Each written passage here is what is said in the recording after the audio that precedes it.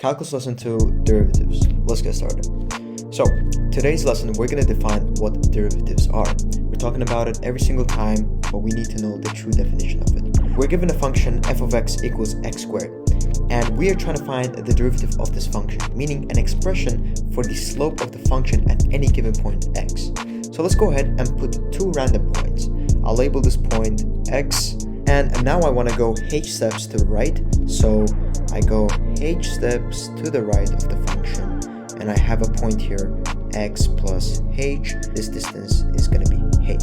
And here, my function's output is going to be f of x.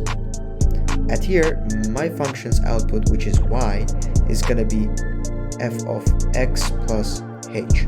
Now say that we have a straight line that connects the 2 points, and so it will look something like this. Now to find the gradient of a straight line is easy. It's given by y2 minus y1 over x2 minus x1. And so the gradient is going to be, our y coordinates are simply f of x plus h minus f of x.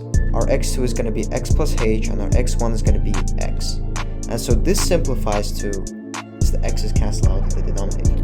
Now this gradient that we found here isn't really the gradient of the function x squared at point x, right? We want to find the exact gradient at point x. And so look what happens when we bring down the step h very close to x. Make h approach to 0.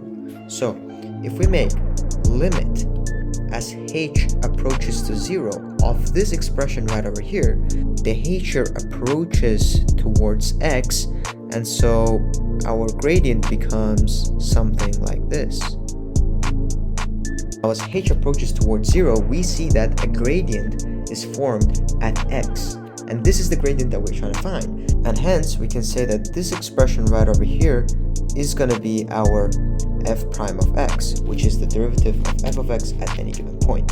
It can also be expressed as dy over dx. And so let's go ahead and find f prime of x if f of x is equal to x squared. So what will we do here? We say limit as h approaches 0. Now f of x plus h is simply putting this expression instead of x here, and this is going to be x plus h to the power of 2 minus f of x, which is x squared, over h. Now if we go ahead and expand this, we have x squared plus 2xh plus h squared minus x squared over h. And so the x squareds cancel out. If we divide every term by h, we get 2x plus h. This is equal to 2x.